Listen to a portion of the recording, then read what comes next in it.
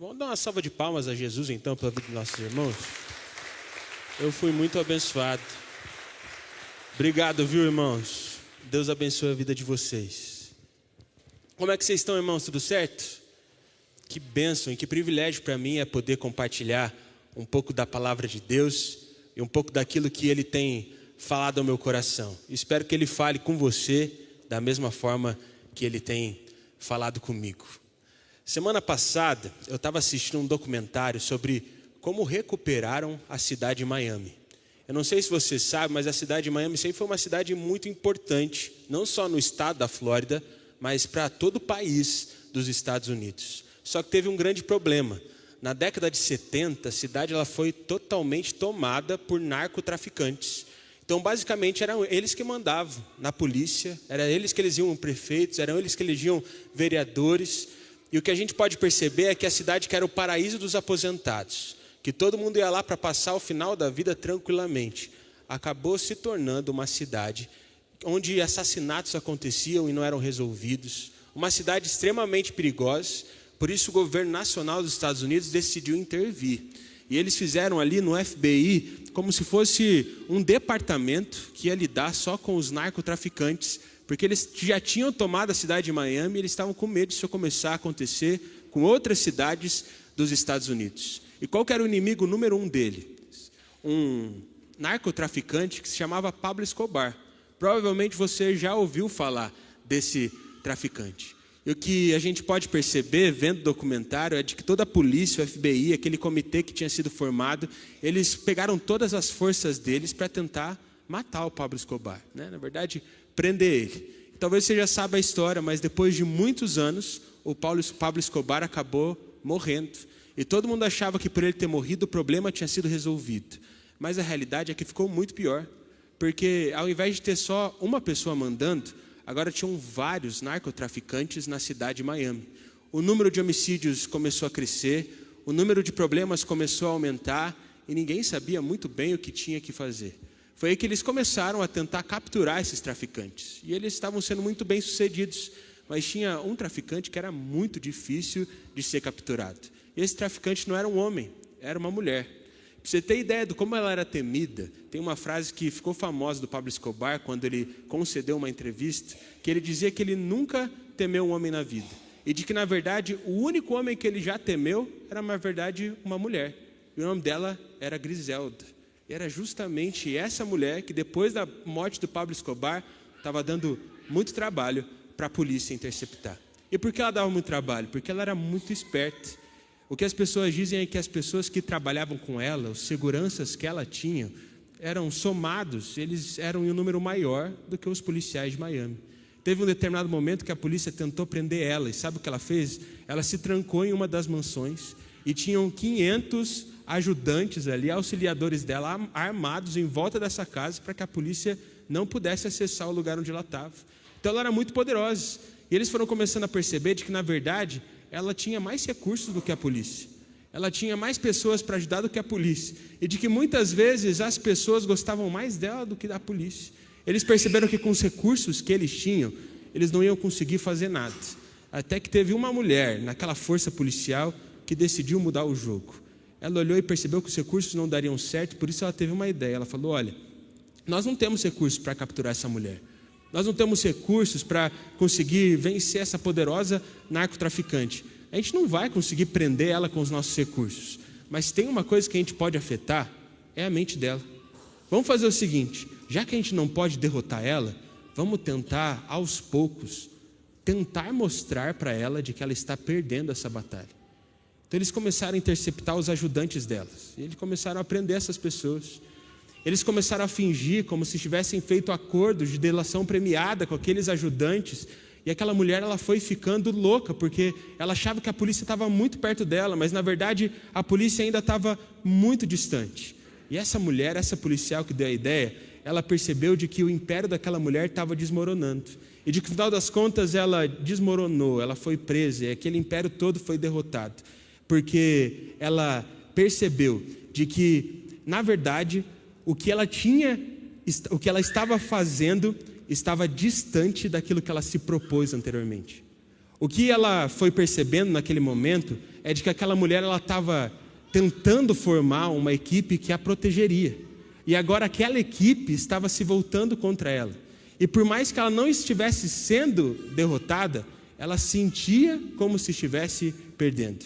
O império daquela mulher ela desmoronou, não porque ela estava realmente sendo derrotada, mas porque ela achava que o império dela estava desmoronando.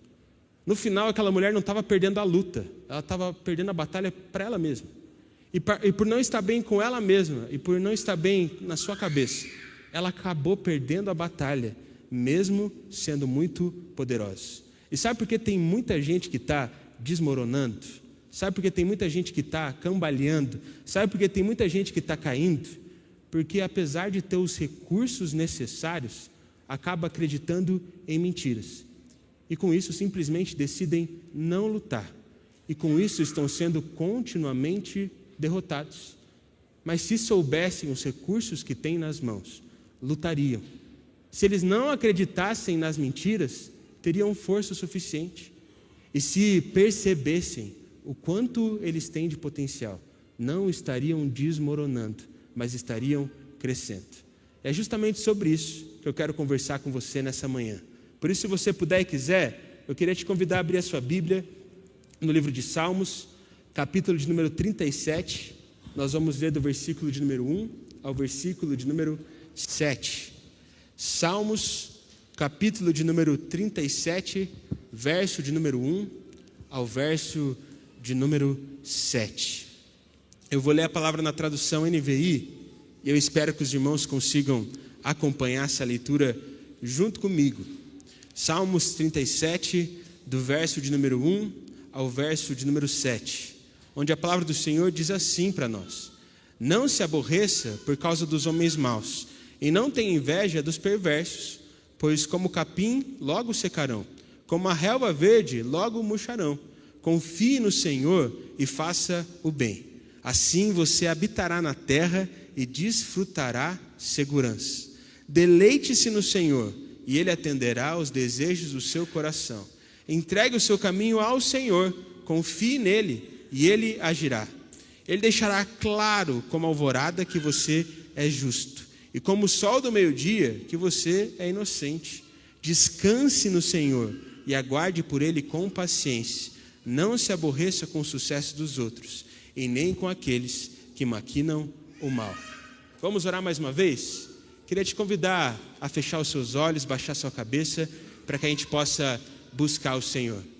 Senhor Deus Pai, nós te agradecemos, Senhor. Te agradecemos pelo seu amor, pelo seu cuidado e por tudo aquilo que o Senhor tem feito nas nossas vidas. Mas queremos te agradecer nessa manhã de forma especial pela sua presença aqui nesse lugar. Nós sabemos que o Senhor está aqui. Por isso, nesse momento, te pedimos para que o Senhor quebrante os nossos corações, de forma que possamos ouvir a Tua palavra, entendemos os recursos que nós temos em Ti, para vencermos as nossas dificuldades e superar os nossos problemas. É isso que nós te pedimos, ó Pai. Em nome do Senhor Jesus, amém. Eu não sei se você sabe, mas o homem que escreveu esse salmo era um homem que se chamava Davi. E o que a gente pode perceber é de que Davi, ele era um homem cheio de problemas. Constantemente ele estava tendo que batalhar contra outros povos. Ele era um homem que acabou tendo muitos inimigos e ele tinha até mesmo dificuldades na família dele. Ou seja, Davi era um homem cheio de problemas.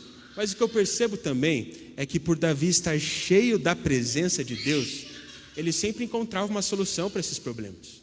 Ele sempre conseguia superar esses problemas.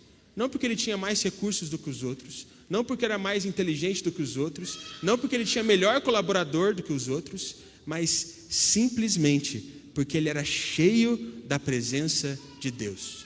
E eu acredito que a partir desse salmo que nós lemos, dessa parte desse salmo que nós lemos, nós podemos encontrar 3 ensinamentos de Davi, para que assim como ele, a gente possa encontrar solução para os nossos problemas. E a primeira coisa que eu percebo aqui, eu quero destacar com os irmãos, é de que nós não devemos ligar para a vida do ímpio. O que a gente pode perceber é que Davi já começa o salmo, lá no versículo de número 1 ao versículo de número 3, dizendo: olha, não se aborreça com o fato do ímpio estar tendo sucesso. Não tenha inveja dos frutos que o ímpio está tendo. Muito pelo contrário, fique bem tranquilo, porque assim como o capim, os ímpios secarão. Eu imagino que para Davi era muito complicado viver na situação em que ele estava vivendo muitas vezes. Porque ele olhava para outros reis, de outras nações, de adversários deles, e ele percebia que os outros estavam sendo bem-sucedidos, mesmo adorando os outros deuses. Que os outros estavam conseguindo formar grandes exércitos, mesmo adorando a outros deuses. Mas Davi percebeu ao longo da caminhada de que no fundo, ele estava com Deus. E de que ele não precisava ficar olhando para aquilo que os ímpios estavam fazendo. Ele precisava focar na caminhada dele. No final das contas, Davi percebeu que quem faz as coisas do jeito certo sempre acaba desfrutando da segurança do Pai. Há um tempo atrás eu ouvi uma entrevista com um ex-jogador de futebol, que eu acho extremamente engraçado. E ele estava contando a história dele. E ele disse que quando ele tinha 18 anos, ele jogava na base de um time aqui do Brasil, e ele só ganhava R$1.000 por mês. E teve um ano em específico que ele foi campeão de um campeonato das categorias de base. E ele e o amigo dele foram destaques. E ele disse que a vida dele mudou da noite para o dia. Porque em um dia ele ganhava R$1.000. E no outro dia ele assinou um contrato que durante 3 anos ele ia ganhar R$100.000, junto com o amigo dele. E ele diz que naquele momento ele ficou com muita vontade, mas muita vontade de gastar tudo que ele podia, de ter tudo aquilo que ele sempre quis ter. Ele estava meio deslumbrado por causa daquele contrato que ele tinha assinado, mas o pai dele pediu para ele colocar os pés no chão. Como ele só tinha 18 anos, ele falou: filho, vamos fazer o seguinte, você não vai gastar tudo que você está recebendo, 50% do que você tem a gente vai guardar, a gente vai fazer uma poupança, a gente vai fazer uma reserva, porque no final das contas são só 3 anos. 3 anos que podem mudar na sua vida, mas se você não souber administrar esse dinheiro, você vai ver que tudo isso vai embora. Ele falou: tá bom, pai. O problema é que o amigo dele, que estava ganhando o mesmo que ele, não tinha um pai como ele. O amigo dele comprou o melhor carro, comprou o apartamento mais caro, na cobertura mais desejada da cidade de São Paulo, ia nos melhores restaurantes. E aí toda vez que o pai dele falava: filho, guarda os 50%, ele ficava indignado, porque ele olhava para o amigo dele e percebia que o outro estava aproveitando a vida, enquanto ele estava vivendo muito menos do que ele poderia viver. E teve um dia que o amigo dele falou assim: rapaz, você é muito mão de vaca, depois do treino eu vou te levar para o melhor restaurante de São Paulo, você vai ver, é muito bom, e eu vou pagar, porque eu sei que você é pão duro. Então o treino acabou, eles foram lá para o restaurante, comeram uma comida deliciosa, e no final ali daquele encontro, ele simplesmente pegou o cheque, entregou pro garçom e foi embora. Entrou dentro do carro. E quando ele entrou ali dentro do carro, ele percebeu que o amigo dele tinha recebido uma ligação. Naquela época o celular não era muito comum, e era um tijolão assim. E ele disse que o amigo dele atendeu. E ele já estava cheio de inveja, porque o amigo dele tinha um celular e ele não. O problema é que quando o amigo atendeu, não era uma coisa tão boa de se ouvir, porque era o gerente do banco falando: meu amigo, não sei se você sabe, mas você está usando um monte de cheque, mas o seu saldo é insuficiente. Naquela hora, o amigo dele olhou para ele e falou assim: mas como que é insuficiente? Eu tenho ainda um monte de papel aqui no talão para torrar. Aquele menino era tão ignorante com o dinheiro dele, que ele nem sabia que por mais que ele tivesse mais papel no talão, ele não podia gastar dinheiro. E final da história, no final dos 3 anos de contrato, aquele menino que gastou tudo que podia gastar, acabou secando. Foi indo para um time menor, foi indo para times piores, e acabou que no final da carreira ele não tinha nada. Enquanto aquele outro menino, que estava ali guardando 50% do dinheiro, por mais que não tivesse desfrutado de tudo aquilo que o amigo desfrutou, tinha um dinheiro para continuar por algum tempo cuidando da sua família e da sua vida. Naquele momento, aquele ex-jogador, ele entendeu de que é muito melhor desfrutar da segurança dos conselhos do pai do que desfrutar dos prazeres que são momentâneos, que os ímpios desfrutam. E sabe o que muitas vezes acontece com a gente? A gente está lá vivendo do nosso jeito, vivendo da forma como a Bíblia nos ordena, e ao invés de desfrutar do prazer de caminhar com Deus, a gente fica desejando a vida do outro. Mas o que a gente pode perceber é de que, na verdade, quem vive desse jeito acaba secando, acaba se perdendo. Mas quem vive na segurança dos conselhos do Pai acaba tendo longevidade. É por isso que a gente tem que parar de olhar para o outro, porque quem fica olhando demais para o outro acaba paralisando. Tem uma passagem que eu gosto muito na palavra, é a passagem de Sodoma e Gomorra. Muito provavelmente você já conhece essa história, mas a cidade de Sodoma e Gomorra, as duas cidades, elas estavam vivendo de um jeito totalmente perverso, totalmente distante daquilo que o Senhor desejava. E o que a gente pode perceber é de que o Senhor começou a avisar os seus servos, as pessoas em que ele confiava, em que ele via que estavam vivendo de uma forma, viviam de um jeito de retidão, de que a coisa ali ia ficar ruim, e de que Deus ia condenar aquela cidade para sempre. E tinha um homem ali que era um servo do Senhor. Esse homem era Ló. E um dia em específico, 2 anjos chegaram àquela cidade e foram até Ló. E foi muito claro as instruções que aqueles anjos disseram para aquele homem. Eles disseram de forma muito clara de que eles tinham que sair dali imediatamente. E de que eles não poderiam nem olhar para trás, porque se eles olhassem, eles iam perceber a destruição que aconteceu naquela cidade. Os anjos, eles simplesmente explicaram para aquele homem de que eles tinham que ir, de que eles não poderiam olhar para trás e nem pensar em voltar, porque aquelas cidades seriam totalmente destruídas. E o que a gente pode perceber, lendo a palavra, é de que no primeiro momento, Ló, mesmo ouvindo aquilo, junto com a sua família, eles ficaram meio receosos, eles ficaram meio hesitantes, porque eles percebiam que ali era uma cidade boa de se viver, de que poderiam fazer negócios ali, mas ao mesmo tempo eles decidiram obedecer àquele anjo. O problema é que quando eles estavam fugindo, ao invés de seguir aquelas instruções, eles olharam para trás. Eu imagino que a mulher de Ló, que olhou para trás naquele momento, falou: deixa eu dar uma última olhada. A gente foi tão feliz ali, a gente conseguiu fechar tantas coisas ali, a gente prosperou tanto nesse lugar. Mas quando ela olhou para aquela cidade ímpia, o que a palavra de Deus diz para nós é de que ela se tornou uma coluna de sal e não pôde mais continuar trilhando a caminhada de fuga junto com a sua família. E sabe o que eu tenho percebido ultimamente? Que tem muita gente caminhando com Deus que virou uma coluna de sal. Porque apesar de estar vivendo algo novo no Senhor, está sempre olhando para trás, como se o que ficou para trás era melhor do que está vivendo hoje.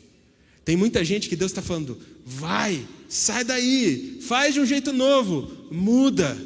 Mas a pessoa fica paralisada, porque está olhando para trás ou olhando para a vida do outro. Tem muita gente que fica se perguntando: mas por que eu estou com tantos problemas? Por que as coisas estão tão difíceis? Por que os meus problemas eu não encontro solução? Porque muitas pessoas estão hesitantes em viver o novo. Muitas pessoas, ao invés de olhar para frente e seguir o seu caminho com o Senhor, têm olhado para trás, desejando viver como o ímpio, ao invés de viver como filho de Deus. E Davi nos ensina que a gente não tem que olhar para os ímpios, mas que a gente deve olhar diretamente para o Senhor e se deleitar nele. Isso nos leva à segunda dica que eu acho que Davi nos dá para aprendermos a encontrar soluções para os nossos problemas nesse texto que nós lemos. Faça você mesmo morrer. Eu acho muito interessante porque Davi, no momento que escreveu esse salmo, ele já era um rei bem-sucedido. Ele já tinha vencido algumas batalhas, ele já estava sendo próspero, ele já era uma autoridade no meio do povo de Israel. Afinal, ele era rei, ele era muito bem visto pelas pessoas. Mas, da mesma forma, ele escreve aqui de que, na verdade, nós deveríamos entregar os nossos caminhos para o Senhor, confiar nele, porque, no final das contas, é ele que age. Mesmo sendo alguém que tinha recursos, Davi entendeu de que, na verdade, ele mesmo precisava morrer, para que o poder de Deus se tornasse vida na vida dele. Tem muita gente que, ao invés de encarar os seus problemas, que ao invés de tentar morrer, ao invés de tentar matar o seu eu, fica tentando solucionar o problema da vida dos outros, ou tenta cessar o que está acontecendo na vida de outras pessoas. E quando a gente faz isso, a gente se perde. Porque o intuito da vida cristã não é formar Cristo no outro, mas é formar Cristo em mim, para que Cristo seja formado através de mim, na vida de outras pessoas. E tem muita gente que está cheia de problema, porque ao invés de olhar para si mesmo, acaba se concentrando no outro. Quem encara os seus problemas, passa a ter uma vida que é menos problemática. E quando a gente começa a abraçar as nossas questões e nos entregarmos totalmente ao Senhor para que essas questões sejam solucionadas, a gente começa a viver algo novo nele.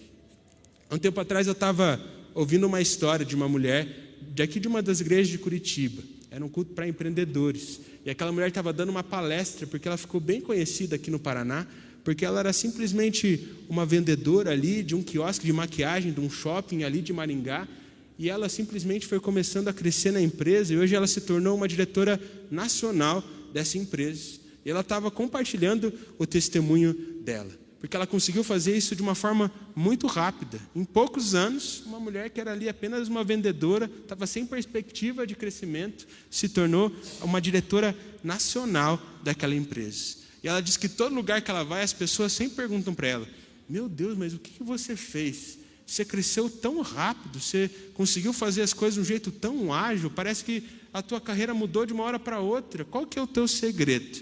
E ela diz que o único segredo que ela consegue pensar é de que em todos os momentos ela abraçava os problemas. Toda vez que chegava alguém querendo trocar maquiagem, o que ela percebia é que todo mundo falava: mas tem que esperar o gerente chegar. Todas as vezes que vinha um cliente um pouco mais chato, que ficava testando tudo e não comprava nada, todo mundo ia embora. Mas ela ficava lá atendendo aqueles clientes, e no final das contas aqueles se tornavam os melhores clientes. Os clientes que pareciam um problema se tornavam a solução. Ela falava que todas as vezes que ela encarava algum problema, ao invés de tentar delegar para o outro, ela resolvia. E os superiores foram vendo isso, e por isso ela foi crescendo, porque ela decidiu abraçar os problemas. Pode parecer meio difícil para a gente entender isso, mas abraçar os nossos problemas é o que nos faz crescer. Olhar para nós mesmos e perceber o que precisa ser transformado e colocar isso diante do Senhor é o que nos faz nos tornarmos como Jesus. E quando a gente tem esse tipo de coração, a gente passa a ter o mesmo coração de Davi, de um homem segundo o coração de Deus. E a hora que nós percebemos, nós estamos crescendo. Não porque estamos derrotando o outro, mas porque estamos derrotando a nós mesmos. Pode parecer meio estranho para você ouvir isso, mas no final das contas, são os problemas que nos ensinam a viver pela fé. E viver pela fé é o que nos ensina a viver a vida de Cristo. Uma das histórias que eu mais gosto na palavra de Deus é a história de Abraão. Se você está acompanhando lá o roteiro de leitura bíblica da nossa igreja, você provavelmente está lendo a história de Abraão junto comigo. Na verdade, agora Abraão já morreu ali nos textos e nos capítulos que nós estamos lendo. Mas provavelmente nessa semana você percebeu e foi edificado lendo a história de Abraão. E o que a gente pode perceber é que Deus chamou Abraão para ser um homem próspero. Um homem que seria pai de multidões. Um homem que seria uma bênção. E o que a gente pode notar é de que Abraão ele já estava vivendo de uma forma muito boa, já estava vivendo uma vida muito próspera, mas Deus pede para que ele saísse de lá, para que ele se tornasse um pai de multidões. Eu não sei se você consegue parar para pensar no que Abraão fez, mas Abraão foi um homem muito corajoso, porque Deus estava pedindo para ele viver uma vida de obediência, e de que essa vida de obediência concederia prosperidade. Abraão poderia olhar e falar assim: mas eu já sou próspero aqui onde eu estou vivendo, eu já tenho tudo que eu preciso, eu já tenho as minhas riquezas, por que eu vou vender tudo isso aí? Talvez, ouvindo ali a mensagem de Deus, e o que Deus tinha para ele, Abraão poderia pensar assim: por que eu devo ir para outro lugar, se aqui todo mundo me conhece, se aqui todo mundo me valoriza, se nesse lugar aqui eu tenho a minha família? E o mais interessante, Deus chama Abraão para ser um pai de multidões, que talvez seria a coisa que mais fizesse os olhos de Abraão brilhar, afinal a mulher dele era estéril. Mas por que Deus pede para ele sair daquele lugar onde ele estava vendo de prosperidade para ser pai? Deus podia realizar um milagre ali mesmo. Imagina a história de Abraão nos dias de hoje, meu irmão. Imagina você indo para São Paulo e você para no Grau. Sabe aquele posto Grau que é famoso, que tem a bandeira ali perto da cidade de São Paulo já? E aí você para abastecer. E você não abastece ali pouco dinheiro, você põe bastante, porque você sabe que se você encher o tanque, você ganha o pão. Não sei se ainda é assim, mas na época que eu estava indo bastante para São Paulo, se você abastecesse um valor, você ganhava o pão. E todo mundo saía daquele lugar com o pão na mão. Imagina, você abasteceu, está com o seu pãozinho na mão, indo pagar, e você encontra uma pessoa e você começa a conversar com ela. Você fala, para onde você está indo? Eu não sei. Não sabe, ele está na estrada, estou aqui em São Paulo. É que eu era muito próspero em outra cidade, mas Deus meio que me pediu para vender tudo que eu tinha lá e sair. Eu não sei muito bem para onde eu estou indo, o que eu vou fazer e como eu vou fazer, mas eu sei que eu vou ser um pai de multidões e que muitas pessoas vão ser abençoadas pela minha família. E seu filho está no carro? Não, meu filho não está no carro não. Na verdade, a minha mulher é estéril. E a gente crê que Deus vai fazer um milagre. E que eu vou ser uma bênção. E que a minha família vai de fato impactar o mundo como um todo. Você já imaginou como você olharia para essa pessoa? Você provavelmente pagaria e ir embora, achando que aquela pessoa podia fazer alguma coisa com você. Porque ia ser considerado um louco. E foi exatamente isso que aconteceu com Abraão. Mas por ter uma jornada cheia de problemas, ele foi se tornando um homem de Deus.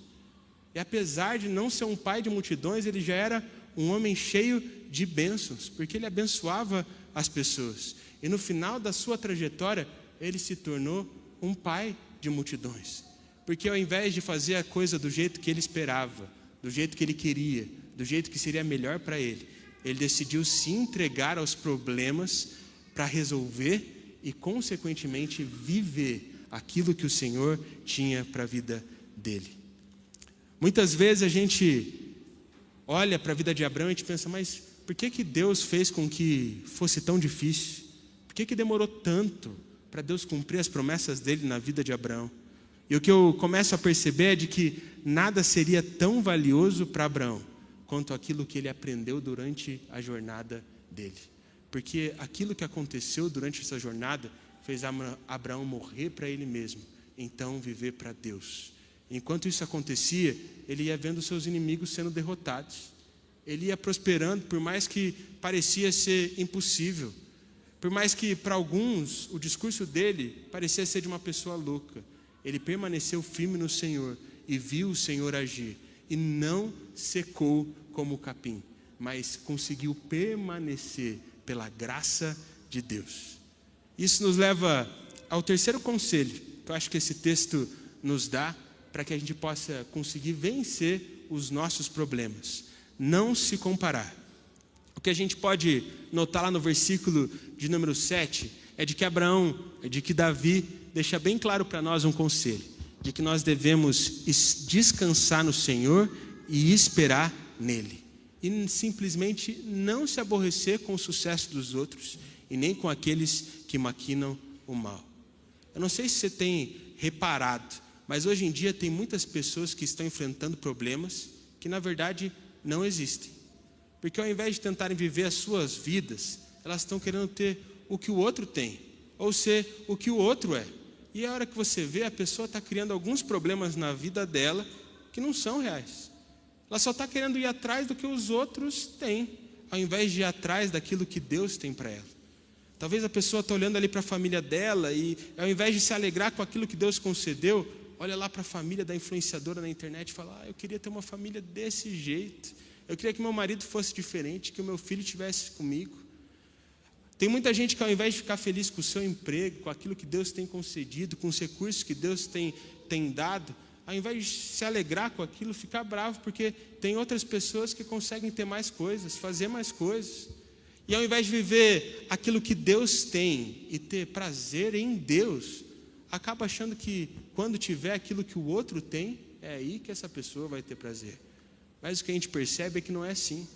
Quem começa a viver dessa forma, quem começa a fazer essas coisas, acaba adoecendo. Você não precisa vencer ninguém, a não ser você mesmo. Então, a gente não precisa se comparar com o outro. A gente só precisa trilhar a nossa jornada. Algum tempo atrás, eu fui profundamente impactado com a história de uma missionária que se chama Heidi Baker. Eu não sei se você conhece ela, mas ela tem um trabalho que é muito bonito em Moçambique. Ela tem feito a diferença naquela nação, ela tem transformado aquela nação. E quando você olha para o ministério dela hoje, porque ela está fazendo hoje, você pensa, rapaz, que coisa maravilhosa, olha o que Deus fez. Mas ela diz que nem sempre foi assim. E que por muitas vezes ela quis sair daquele país. Ela quis fazer outra coisa, ela quis simplesmente largar os caminhos do Senhor e tentar fazer aquilo que ela achava que era o melhor para ela. Porque no início foi muito complicado. Quando ela se mudou para aquele país, ela ficava muito doente. Tanto ela quanto o marido, eles adoeciam muito por conta da alimentação, pelas coisas que estavam acontecendo ali. Eles começaram a cuidar de crianças que não tinham pais, começaram a cuidar de órfãos, e eles começaram a contrair muitas doenças. Foi muito difícil, os filhos deles também estavam nisso. Eles não tinham recursos financeiros para alimentar aquelas crianças que Deus estava pedindo para que eles cuidassem, e por isso a situação foi ficando muito complicada. E teve um dia que ela estava prestes a desistir. E ela, no lugar de oração, tentou ali se concentrar, e Deus perguntou: Deus, por que isso tudo está acontecendo? Eu não vim para Moçambique porque eu queria, mas porque o Senhor me chamou. Eu não me tornei missionária porque era um desejo do meu coração, um desejo da minha família, muito pelo contrário. Eu me tornei missionária porque eu tenho plena certeza que foi isso que o Senhor tinha para mim. E esse era o plano que o Senhor tinha para mim. Por que as coisas estão sendo tão difíceis? Se nada mudar, até amanhã, até semana que vem, eu quero ir embora porque eu não aguento mais. Quando eu vim para cá, o Senhor prometeu para mim que grandes coisas iam acontecer, que eu ia conseguir fundar uma escola, que eu ia transformar a vida dessa nação, mas de verdade, hoje eu sinto que se eu continuar assim, eu vou morrer, eu não vou aguentar mais, eu não aguento mais, me tira daqui ou faz alguma coisa acontecer. Ela disse que naquele momento ela estava chorando, e ela começou a sentir a presença de Deus. Ela começou a ouvir Deus falando com ela. E Deus falou assim: eu tenho grandes coisas para você, mas se você não desistir, você já vai estar fazendo uma grande coisa para mim. E naquele dia ela decidiu não desistir. E nos outros dias ela decidiu não desistir também.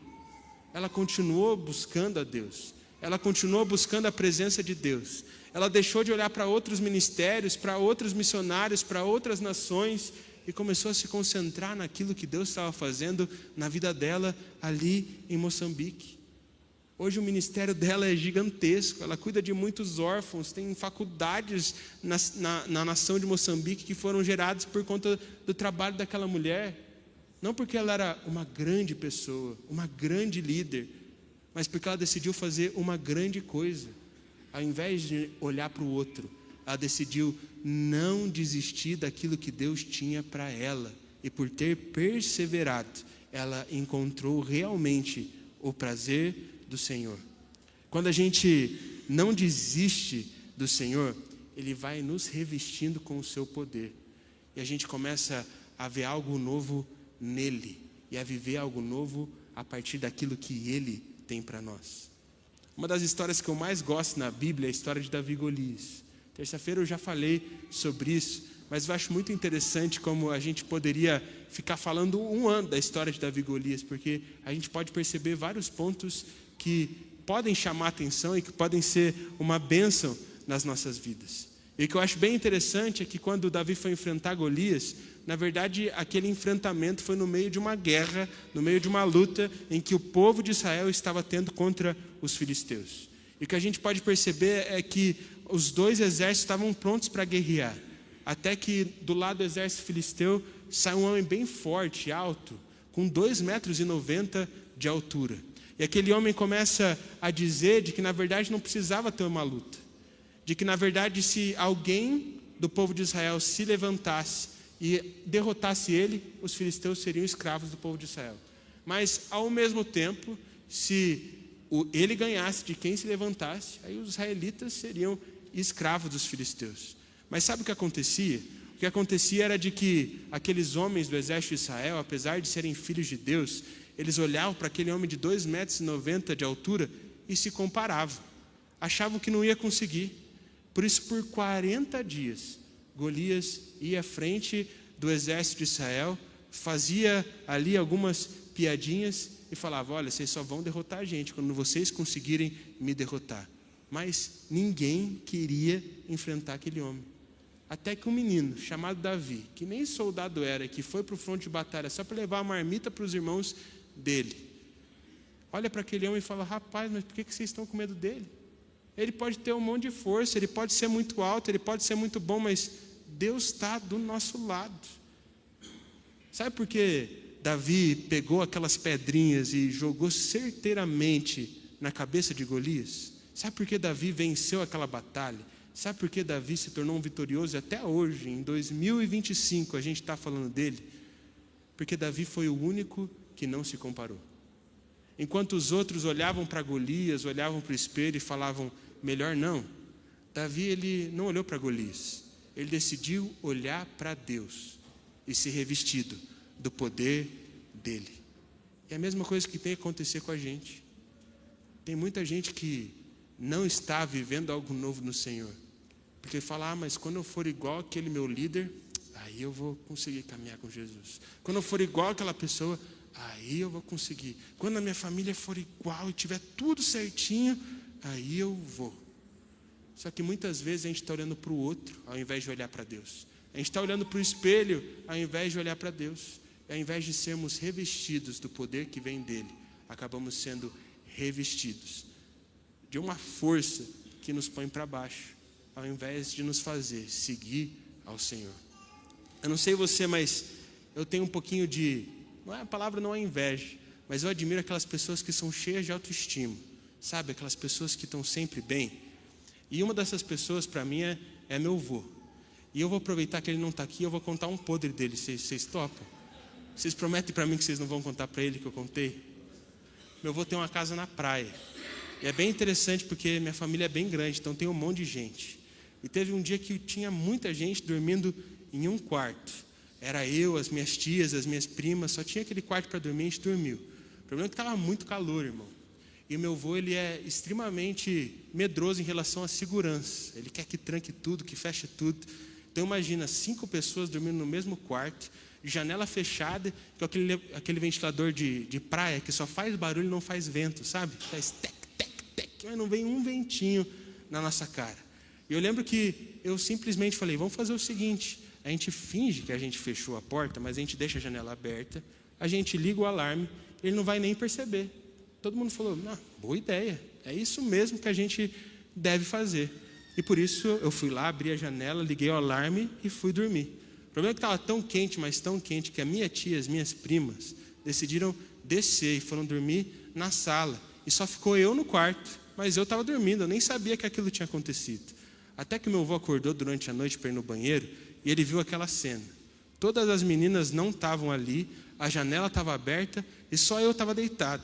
Eu imagino que o que passou na cabeça dele foi o seguinte, sequestraram ela e como o alarme não tocou, eles ainda estão dentro da casa. Meu avô foi então todo sorrateiro, me acordou e fez assim, ó. Eu falei, tá bom, né? Deixa o homem trabalhar. A hora que ele olhou para mim, olhou para a janela e fez assim, ó. Ia!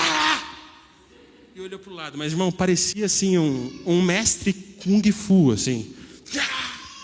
E aí o alarme disparou, todo mundo saiu correndo, no final as minhas primas estavam lá embaixo, e é uma história que a gente conta até hoje, e que muitas vezes faz ele passar vergonha. Olha lá, Deus falando, é o poder de Deus, irmão. E muitas vezes faz ele passar vergonha. Mas é o que faz eu me admirar, porque imagina um senhor de 70 anos conseguir vencer os sequestradores que levaram as 4 filhas, com nunca tendo feito uma arte marcial. E muitas vezes a gente não é esse tipo de pessoa, porque ao invés de olhar para Deus e de olhar para aquilo que Deus pode fazer em nós, a gente acaba se enchendo da opinião dos outros, a gente acaba se enchendo das coisas dos outros, a gente acaba se enchendo dos problemas dos outros, ao invés de buscar Deus, força para lutar as nossas lutas. Eu acho tão interessante porque Davi, mesmo sendo um rei, Davi, mesmo sendo alguém tão poderoso, ele dá uma dica para nós tão preciosa nesse texto, porque ele diz, na verdade eu não sou tão bom assim, porque não tem muito segredo. Na verdade eu não sou tão inteligente, porque não tenho uma estratégia. Na verdade tudo que eu fiz para vencer as minhas lutas, e você pode fazer o mesmo, é descansar no Senhor. E sabe que muitas vezes dói para a gente? Dói para a gente porque só depende de nós descansarmos em Deus. Prometo que a última história que eu vou contar hoje, e não é sobre meu avô lutando com Kung Fu. Esses dias eu ouvi uma pregação de um pastor lá dos Estados Unidos. E esse pastor, ele estava contando uma história que me marcou. Ele disse que quando ele decidiu ir para o ministério, ele tinha um salário bem alto. E ele fez as contas e ele achava que ele conseguiria se sustentar com aquilo que ele tinha guardado. O problema é que os anos foram passando e aquilo não aconteceu.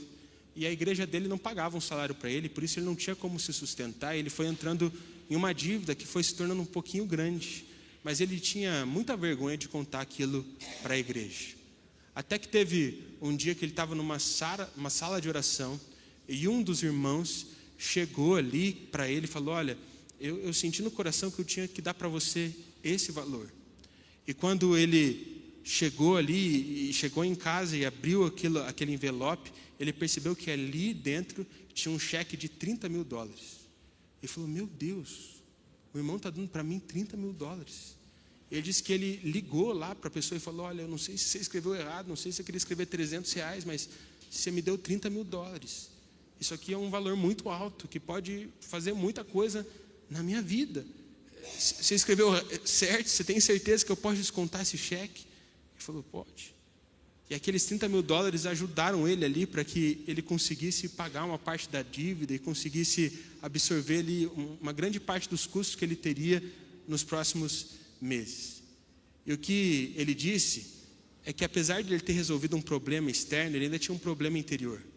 Porque todas as vezes que ele ia para a igreja e olhava aquele irmão, ele ficava com vergonha. O irmão vinha, ele ia para o outro lado, porque ele falava: rapaz, o cara me deu $30 mil.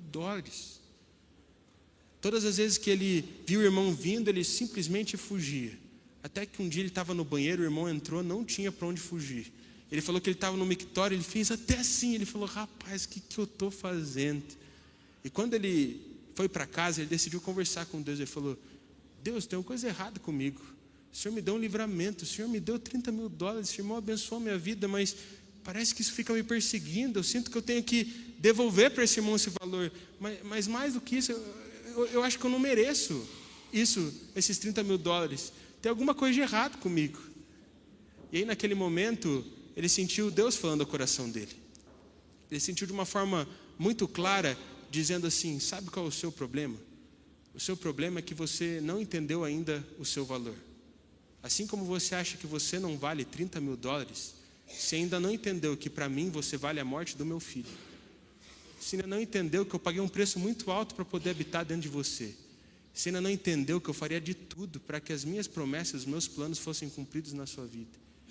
E enquanto você fugir do quanto você vale para mim, enquanto você fugir do meu amor, você nunca vai conseguir vencer os seus problemas e as suas dificuldades. Naquele momento ele entendeu de que ele valia muito mais do que $30 mil. Ele entendeu de que ele valia muito mais do que qualquer outra coisa. Ele entendeu de que Jesus tinha morrido por ele. E quando ele entendeu o tamanho desse amor, ele só se entregou. E apesar dos problemas continuarem chegando, apesar das dificuldades continuarem aparecendo na porta, apesar de tudo muitas vezes parecer que estava conspirando contra ele, ele entendia que se Deus pagou aquele preço de dar o filho por ele, Deus ia fazer tudo o que ele precisava, de acordo com a vontade dele. E por isso ele simplesmente se entregou. E por se entregar, ele se deleitou no Senhor e reconheceu o seu valor. Ele continuou tendo muitos problemas, assim como Davi continuou tendo, mas por se deleitar em Deus e confiar nele, ele simplesmente encontrava soluções. Não porque era um homem cheio de recursos, não porque era um homem cheio de dinheiro, não porque era um homem cheio de inteligência, mas porque era um homem cheio de Deus.